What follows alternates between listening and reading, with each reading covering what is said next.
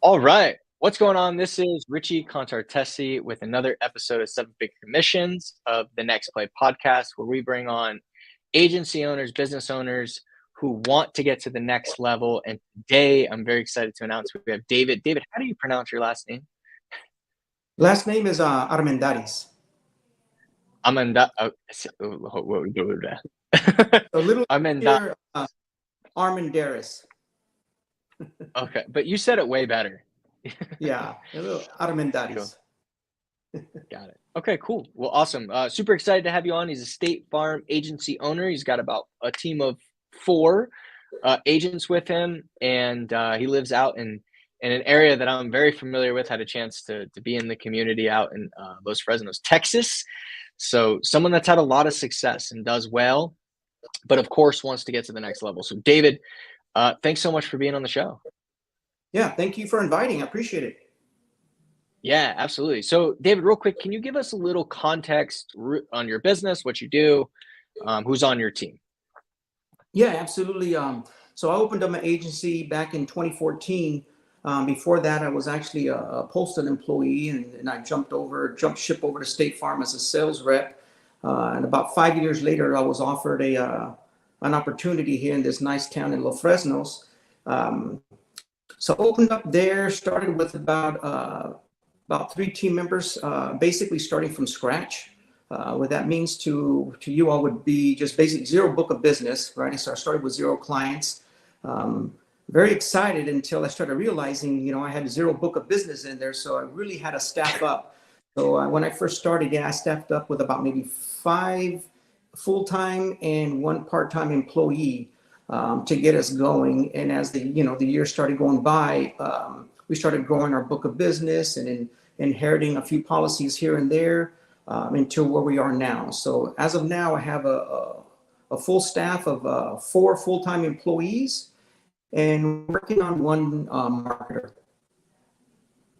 Cool. So 4 full-time employees. Now, are these employees agents of yours? Correct. 3 out of the 4 are fully licensed with their property and casualty. So that gives them the authorization, right, to sell home and auto and so forth. The second license they'll be working on is their life and health license to give them authorization to sell health insurance, life insurance, and all the products within there. So the 4th one, we just hired her. So she'll be taking her exam, I think, in the next 2 weeks. Awesome. Okay, cool. Good stuff, man. Love it. Okay, and so real quick for the audience, what's been your biggest when you have built this agency from 2014 to where it is today, what would you say has been one of your biggest, what has helped you the most when it comes to building your agency? What did you do that made the biggest difference in helping you grow?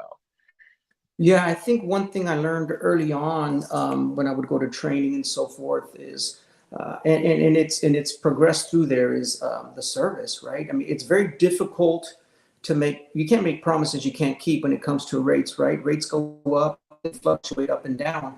But one thing that we learned over the years is customer service. So we really focus. I'm in a small town, population 8,000, so it makes it a lot more easier or susceptible for my end to be able to reach out to my staff and my customers. So yeah, we focus mainly on our customer service, and that's been really our best asset to us right now.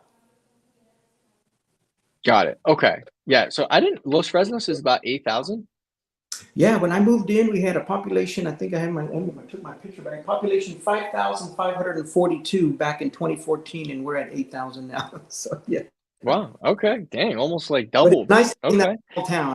I'm the only agent there. So I have some competitors, some independents, right? And we don't really have issues. We work very well together, but I'm the only State Farm out there. Beautiful. Okay. So from a leadership perspective, David, leadership is a game of always growing, always improving, always finding new ways to improve performance, right? What would you say right now is your biggest challenge when it comes to leadership and your team and improving performance? Yeah, to be quite honest, I think our biggest challenge, and I could probably speak for a lot of agents on this. I do have a lot of friends that are agents, is finding a staff. Very difficult to find a team member, right, that we can count on, because there's a lot of investment into a team member before they can actually go out and make you any money, if you will, right? To make some sales, they got to do a Hmm. lot of licensing, background investigations, all the stuff that goes along with it. So it takes a good 3-4 months just to get them up and running. I think our biggest challenge that we have is just finding those team members. First, it's difficult with a lot of this virtual working from home, right? So it's very challenging to compete with that, first off. And I think, Right. honestly, one of the craziest ones is they just don't show up to their interviews. It's been very difficult. I don't recall ever having an issue back, in the day where you don't show up to an interview. But and I thought, well, maybe is it just my office? But no, it's all around, our central market where we're at, that agents have issues with. Our resumes, reading resumes have even changed. Basically, I'm just looking now. Kind of, can I count on you to show up to work on time? Are you going to call in sick all the time? So a lot of challenges with that. That was never an issue back, in 2014, 15, 16, if you will. But lately, that's probably been one of the largest challenges that I've come across. Yeah, yeah, man. I'm with you on that. The world has changed so much in the past 3 years. I feel like the world has changed. It's in the world of sales more in the past 3 years than the previous 30. Yeah. Just how we recruit talent, what the type of opportunities in sales that are now available that weren't available 4 or 5 years ago. There's so many different opportunities today, business opportunities today, remote opportunities, where recruiting is now become sales. It's literally Hmm. become a game of, in sales, what do you need? You need a great offer, right? You need a great mechanism to get people in the door. Then you need an amazing sales process and a funnel to take them through. And then you've got to close. Like, so in recruiting, it's the same thing. It's got to have a great offer. You got to have a great funnel and pipeline to take potential salespeople through, and then close on the back end. It's just Yeah. a different world. So let's talk about this. So you're currently in the process of hiring right now. Correct. Yeah. I Okay. did an And interview last week with one gentleman, and directly to our point, and it looks like I'll be losing him. I ended up spending a little bit of effort and time and money doing, all the information that we needed to bring him on board, and I ended up losing him. I think yesterday I got the email that he was offered a position working from home, so I ended up losing yeah, that. So a little difficult, but. yeah. Are you planning on ever potentially offering remote opportunities or no? We actually we experimented with it, during COVID when everything was shut down, and we had a great month, to be quite honest, during that specific March month. Um, but it worked very well. I'm not all for working from home. A lot of friends who do that, it's great for about a year or two, and then you get a little kind of frustrated being at home, and you just don't get to. They don't. I don't think the customers get the attention that's needed versus working in an office. Hmm. You got that distraction from home, whether it's your pets or your family or the doorbell or so forth, and it's a little distracting. So I do reward my team, like you said. We got to make changes. We got to go with the flow and understand how things work. So we put promos out there, and we allow them to, if we can hit a certain goal, we'll let one specific work from home for a week, and then we'll do a rotation on there. So we experiment with it. I don't foresee myself going full fledged. That's just one of the great assets of us being an agent, that we have an office that customers can walk into versus calling a 1-800 number. Right. Okay. Um, got it. All right. And so what have you done so far to try and recruit? Like you mentioned show rate, getting people to show. How are you currently posting about it? How are you getting people into the pipeline to start? Yeah, we use our social media a lot, right? My Facebook, pretty much, we utilize that a lot for hiring. The LinkedIn, we use Indeed and some of those other platforms that are out there. Um, but it all comes down to that face to face, right? Once we get that application, to be able to sit down with them and talk to them, and you get a good feel for what you're looking for when you're Yeah. sitting with an individual. Okay. So when that application comes in, what's your process from the applications that you've seen, applications that are qualified, and then getting them to show to an interview? Walk me through that process. Yeah, so we get several applications that come in, which is very fortunate, right? That we were able to kind of go through them. We've seen, I think what I look at now versus the past, I'm not looking at your degree. I'm not looking at where you went to high school. I'm not looking where you worked 5 years from now. 5 years ago. I'm basically looking at your last couple of years, what you've done, where you've been, how many times have you jumped around, right? Are you Hmm. consistent? Once I receive those, I kind of sort those out, and then those are the ones I kind of reach out to first. And then we'll do a little chit chat over the phone just to kind of get a feel for how they sound over the phone and how they're able to communicate. Looking for those people skills, right? Once that's established, then I ask for maybe a sit down, and we'll bring them in for an hour, and I'll tell them a little bit about my business. And of course, one thing that I've learned is I kind of let them talk. I'll just sit there, tell me a little bit about yourself, tell me what you've done.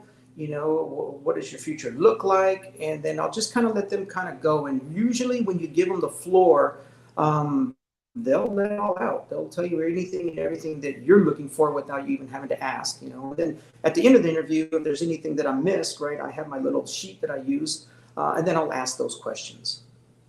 Yeah, I love that. Okay.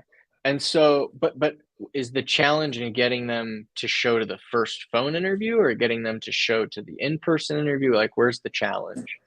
Yeah, I think the challenge is it's really the in-person interview, because over the phone, what I've experienced is over the phone, no one's going to tell you no. They're usually going to say they're interested, they're excited about it, we'd love to get together, meet with you. It's that in-person interview that we have the challenge with, right? And I think what happens is there's just other opportunities out there, and maybe I'm just not, Yeah. compete with some of the larger agents and some of the other companies out there. So I think the issue comes right around when we say, hey, well, let's get together when you're available to talk. And then the no-show starts happening. So it's right around that. Yeah, that for sure. Now, so they do schedule with you. yeah, You just don't. Okay. Okay. they'll So schedule. you get all. Okay. So go ahead. Yeah, no, they'll schedule the appointment. We'll schedule it together. And I work around their schedule. Some of them have, they're already employed, so I'm very laid back. So work around your schedule. You let me know what's a good time for you, and we'll get together and we'll set it to their specifications. And I'm hoping they'll show up. And I guess it's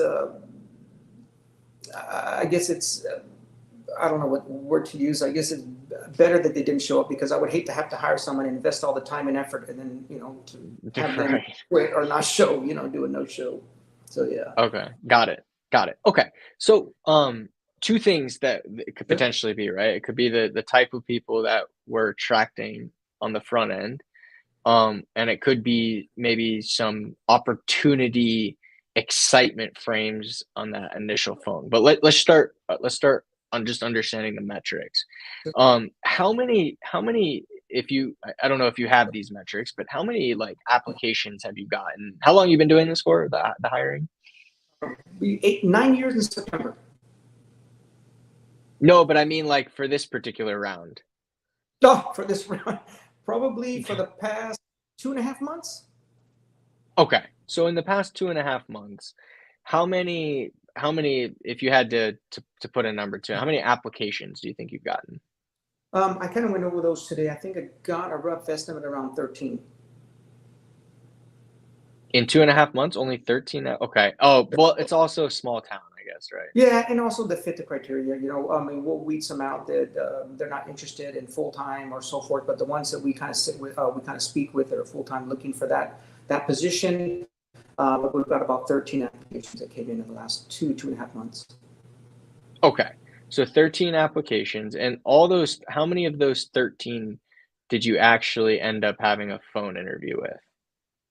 Out of the 13, probably about 8 or 9, rough estimate, that I actually got a hold of and spoke with. Got it. Okay, cool. All right. So we talked to nine. And now of those, how of those nine, when you spoke with them, that's what you would consider a phone interview. Is that right? Correct. Yeah. Okay. And how many of those nine did you end up scheduling a interview with in person? Yeah. Out of the 9, we scheduled 5 interviews, and I think out of the 5, I had 3, 2 no shows. Okay, so of those three showed, and of those three that did show, were any of them? Did any of them? I'm assuming they didn't move forward. Out of the 3, one wasn't too interested in going full time, but very good interview. She gave a very good interview. The second one, it wasn't going to work. The third one, that's the one that I just recently spoke with. It looked like all was going well, but he ended up getting a little bit better offer. So I ended up losing him Well, yesterday. okay, got it. Okay, all right. So 13, 9, 5, 3, and none. And this is something you've been doing for two months. Where do you feel like, if we look at the actual numbers, where do you feel like we could make an adjustment that could really change the game here in your recruiting? What's the I mean, offer? yeah, I think really the biggest challenge is, the salaries. It's hard to match salaries. We have, yeah, I mean, your Targets and your Walmart's paying $17 an hour and so forth. It's very difficult to offer that up front, especially to someone Hmm. who's not licensed yet, because, like I said, you'll be bringing them on board with no license, then finally getting that license and then getting them to train and do all their modules. And by the time they're up and running and even starting to quote, like I said, you're looking about 3-4 months. So it's very difficult to offer that up front. So we start off at Yeah. obviously salary. And then the way we make up for it, or at least the way I make up for it, I give a small sign-on bonus. And then once they get one license, immediately, once it's that license is passed, I jump up their pay $1, and then when they get the second license, we jump it up for another dollar. And then, of course, my commission schedule's pretty good. I mean, like I said, I was a team member myself before I became an agent, and I think one my commission schedule I have in forces, it works very well. It just takes those couple of months to get there, and it's hard to get a team member to wait that long before they can start, actually making some decent, salary, a decent paycheck. Yeah. Well, let me ask you a question, because I think one of the things that I see a lot with business owners, and I actually used to do this in the beginning too, because I obviously also hire salespeople, is really on the offer and the opportunity and being able to map that out for them. So when you're speaking with them over the phone, what's the offer? And also, because you only had 13 resumes, it's hard to tell because of the size of your community and all that. So I don't know, but I'm just thinking, like, what's the offer that's that's on your app, your job description, but also that you're, you know, portraying over the phone? What's the offer? Yeah, and that's a tough one. I mean, again, mind you, I'm way down here south tip of Texas, right? Um, my starting right with no license coming in, we start off an offer of $13 an hour. That's what I start off with, and then once they immediately pass that first exam, I jump into 14. And then once they get that second exam, they're 15. So the average salesperson is about $15 an hour plus commissions. In A lot of them will come in with, well, I'm over here making about $17 an hour, and I said, well, it's understandable, Got but it. big difference between what they're doing and what we're doing, right? Especially when it comes to Yeah. commission.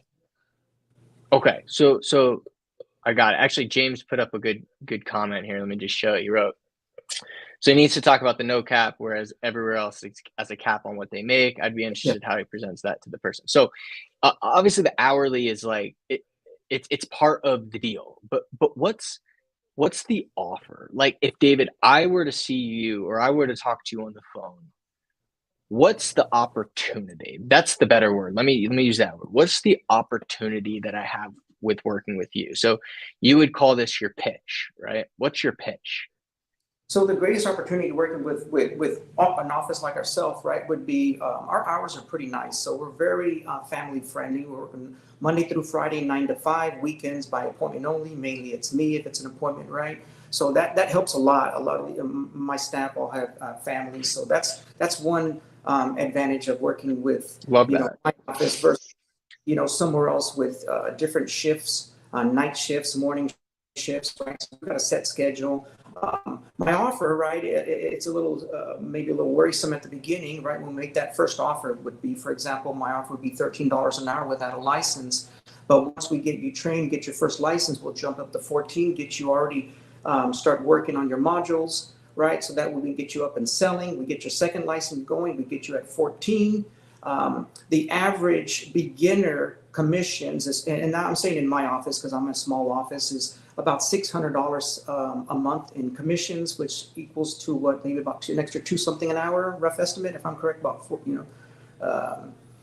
so that brings them to about 17 bucks an hour, and that's just as a new team member. So that's kind of how we pitch that out, because a lot of them will come in, well, I'm kind of working right now at a location and I'm getting paid about 17 bucks an hour. Well, the advantage of me is, you get to make your own paycheck. Really, this is just, based on my numbers and my teams. And I mean, I have a fairly new staff right now, so I know what the new numbers look like at, today's market. My new team member is averaging about $500-600 monthly in just in commissions, only because she's a new team member. My seasoned team member, who's been with me for about 7 years, she averages about maybe 1,000. So you can figure the numbers on that with, I pay bi-weekly, and 1,000 divided by 160, whatever that is, about $5 extra. So it gets enticing after that. And of course, one of the things that helps a lot is the sign-on bonus, because it's very difficult to go from a 17-hour hourly job to a 13 starting with no license yet. So we give that sign-on bonus, which is that cushion to help them continue with their bills and whatever payments they may have, so we don't disrupt too much of their livelihood. Okay. Do you coach your sales reps on a one-on-one basis every week? Yeah, we have what we call our powwow every day. So I mean, I ask my team to come in at 8:30. We don't open till 9. Like I said, I'm pretty laid back with my staff. Try to keep them happy, so they get to clock in at 8:30. That gives them time, to put on their makeup and make their coffee and talk about how their weekend was. And I kind of because it's going to happen anyway. So if we can do that, we'll give them about 15 minutes, and then we'll get together and do a powwow, just where we're at and our numbers. So we meet every day in a quick, 15, 20-minute powwow. And then once a week, we'll meet in the mornings, and we'll sit for about 45 minutes to an hour. And we'll go over our numbers, where we were last week versus where we are today. How many cars did we grow last week, and where are we at now? Right. Mm-hmm. Do you also coach each one of your sales agents one-on-one? We do, and the reason I do that is when I came in, right, it's very difficult when you're doing these one-on-ones, especially when you're doing role playing. So when I came in through my training, I did an 8-month training, and one thing that I realized is that one-on-one role play, it was very difficult for me when I first started, right? Sitting in front of your peers and your supervisors, trying to sell a product or discuss a product. But as the days went by in doing this, it got easier. And I realized, the only way to do it is you gotta jump in. So yeah, I meet with my team, especially my new staff, and we do a lot of role playing. It starts off with, how to answer the phone, when we the phone etiquette and so forth. So we do a lot of role playing pretty much with new staff. Okay. And then let me ask you this, like if I were to come into your agency and in 2 to 3 years, I was a stud, slam dunk, crushed it, top, I even hit the century mark, how much should I make on a monthly basis? Well, I mean, based where I'm at, right? Let's be realistic numbers. Probably would be hitting about, and I say this based off of one of my seasoned team member. You'd be probably hitting about $20-21 an hour. Okay. And see, I don't throw it on the salary itself because, like you said, right, we can have great months. I mean, you can rock it for 1 month and go. I mean, great, and then and then the following month, we mind you, right? You have a great month. You're going to have a lot of underwriting. You're going to have a lot of follow-ups. You got to clear up on all that stuff you wrote. So that following month, you're going to be a little busy working on servicing issues, right? And it takes away from that pipeline that you're trying to build. So that following month, right, it might not be as great. So to protect myself, all right, as an agent and a business owner, I have to be careful with it because, right, I'm 100% commission as well as an agent, right? So we got to make sure that whatever I'm paying out in salaries, it goes alongside with my income that's coming in, so I can take care of them. So that's why I put it on the commissions, right? And that's where that $20 comes in. My commission schedule is based around an office goal, but it's got that individual sales in there, which it really helps the team more than it does the house, to be quite honest, right? But it works very well, so it's almost a guarantee if you're doing your job right. Yeah. So here's what James wrote. This really sounds like a great gig. He's almost unintentional on how he's explaining it to you. It's making it sound less than what it is, and I agree. Yeah. And so I think, like, as I listen, and I could continue to ask questions on what you do, but today more than ever, man, like in the sales world, and I say this because we talk to hundreds of sales people and agency owners and business owners every single month, like hundreds. And I could tell you there's so much opportunity out there, and there's very little coaching. There's very little accountability. There's very little guarantees. And these are all things that you're doing that may not be portrayed as well as they could be on your phone interview. I'm just thinking out loud. Yeah. It may not be as good as what's portrayed on your job description. And so I see that all time and time again. The job description's weak. The Facebook posts are weak. The offer isn't great. Whereas if you come in and you say, look, if you come in and you share, and you do everything we talk about, you can make, you can make $21 an hour. You can, be a part of a great family. You'll have a coach and a mentor who will work with you one-on-one every single week to ensure that you make the income that you want to make. You can go make $17 an hour, but David, if you join my team, if you're the right fit, you're free to apply if you want, but if you're the right fit, I'm going to work with you and ensure you hit your goals and be a part of a community that's fun and exciting. Does that sound like something that would intrigue you? Yeah, yeah, honestly, it sounds great, to be quite honest. Okay, cool. So the next step in this process, David, is we've got a pretty solid list of applicants, and it sounds like you're definitely could be a good fit. But because I work one-on-one with everybody on my team to achieve their goal, it's important that there's alignment. So the next step is to come into the office and let's make sure that there is a good fit on both sides. What do you think about that? Yeah, that sounds very good, actually. Yeah, and I'm just thinking, like, this is what we do with our clients, and I do it because we really do work one-on-one, and I am not interested in working with anybody who's not driven, not motivated, doesn't want to excel.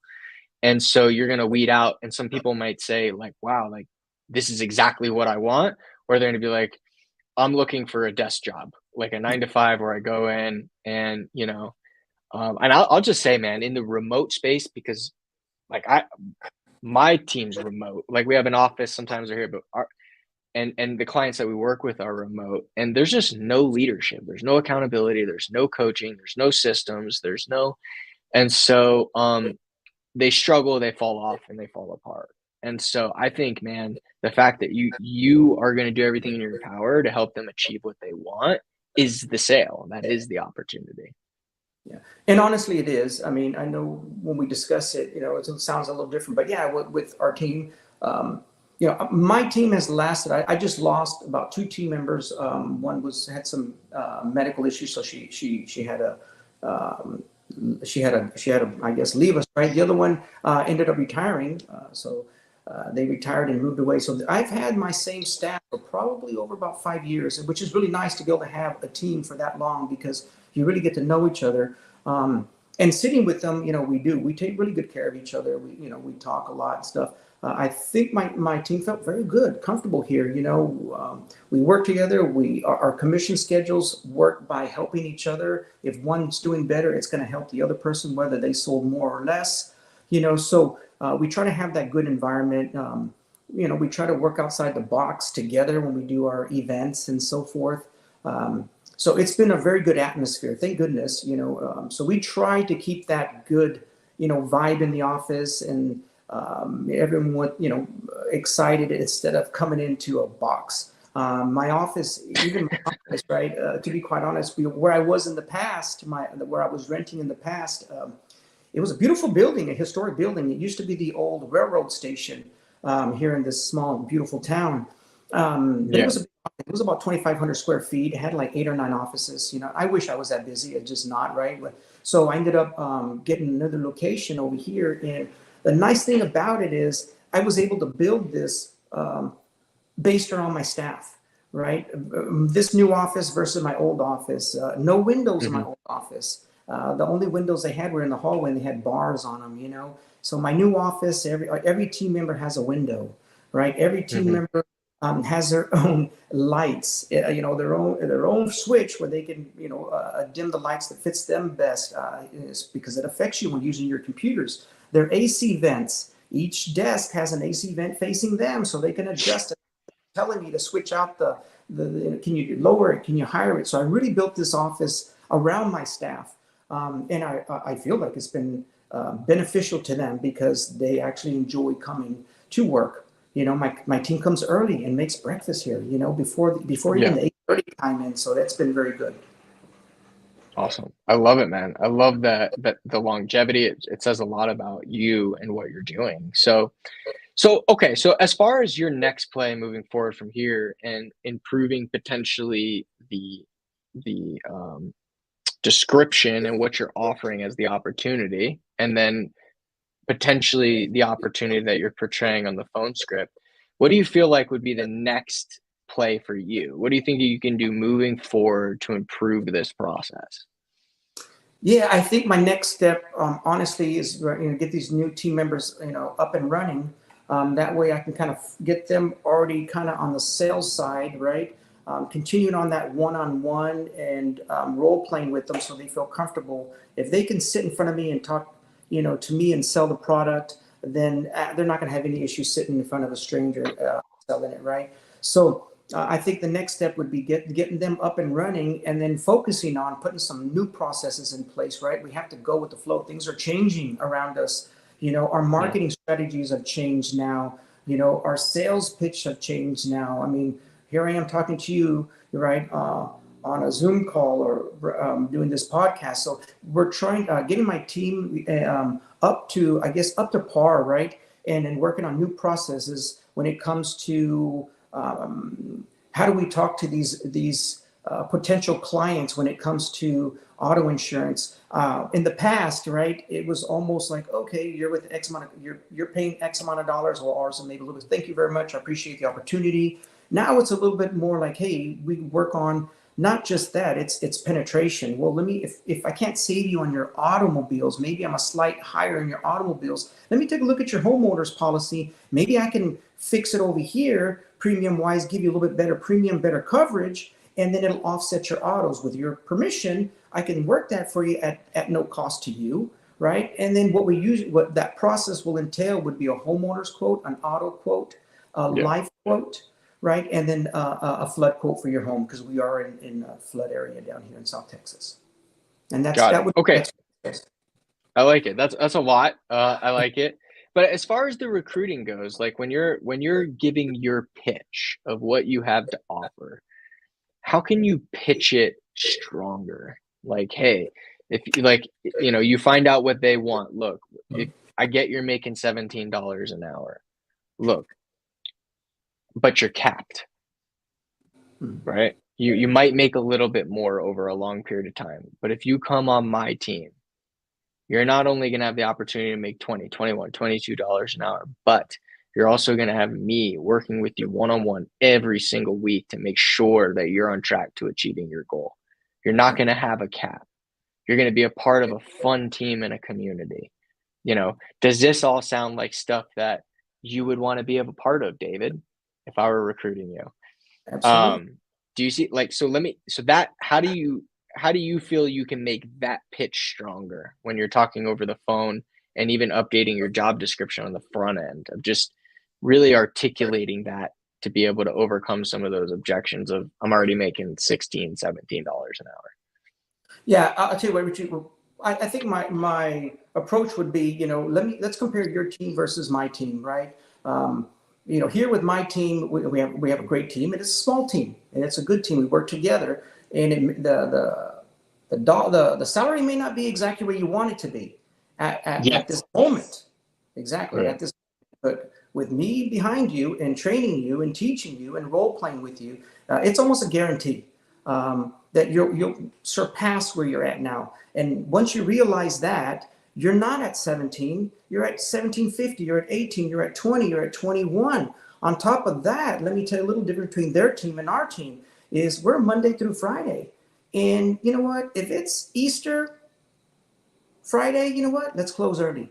We get to make that decision. We're not corporate where you're stuck there working till 12 o'clock or working till 1 o'clock in the morning, or you're having a night shift or your shift changes. See, we're consistent and we work together as a team. And it's pretty nice when you have, a good leader, right? And you have a good team because people work together. So you could decline coming in at $13 an hour. You can be happy at 17, but just know, let me tell you a little bit about me, right? I was here I was working at the United States Postal Service for over 8 years, making $37 an hour with retirement, with medical, and then I jumped to a salesman, right? With an insurance company, losing everything, took the risk, jumped, and here I am now. So yeah, it's a leap of faith, right? But at the end of the day, is this what you want to do?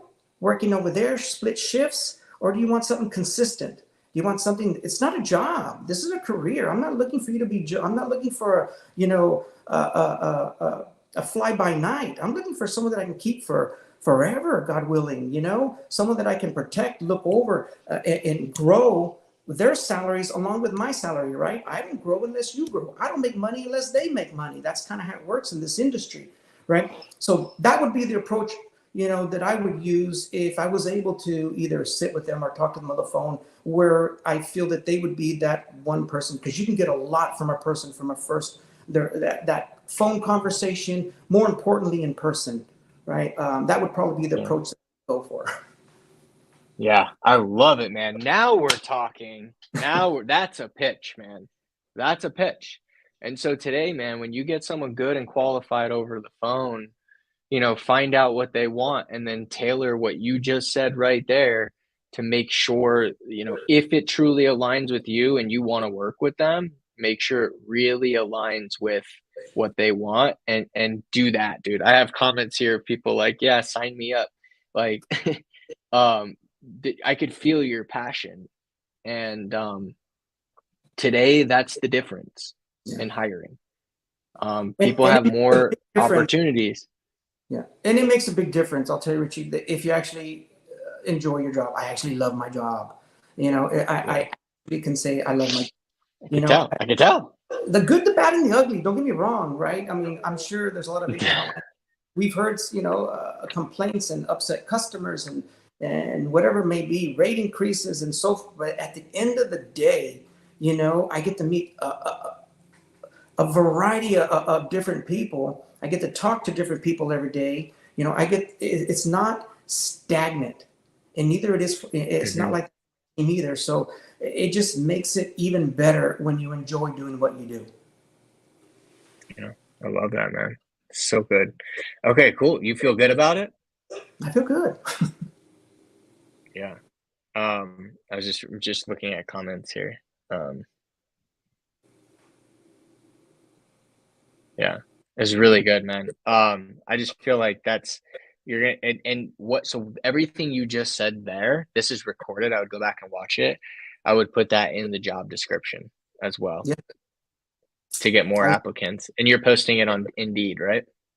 We're Indeed, and we're on social media, and I think there's another platform we're using through the company. I forgot the name of it, but there's Yeah, another platform. LinkedIn Jobs is good too.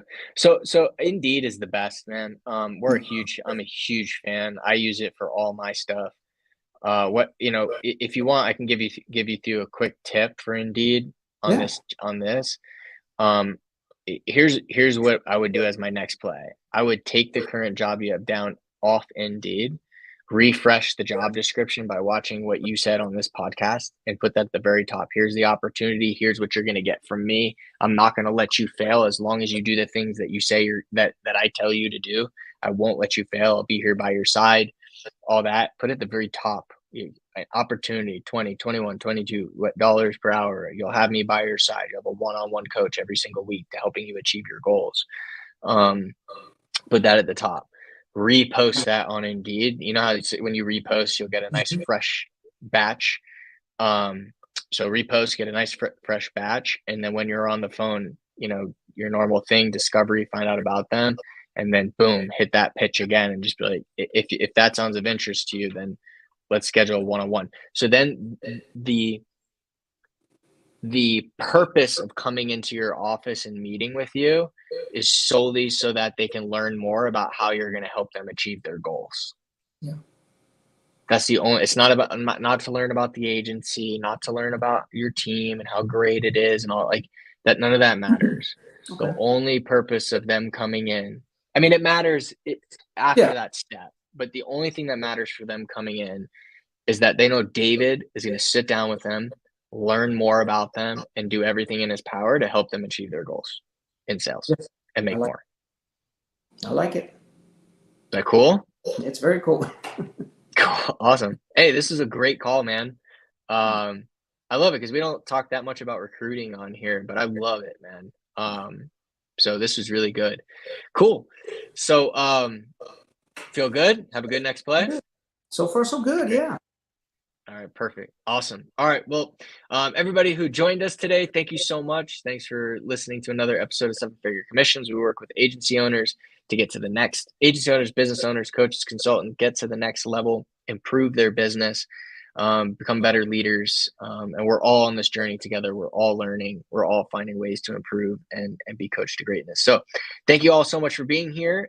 David, thank you so much for being here. And I'll see you all on the next show.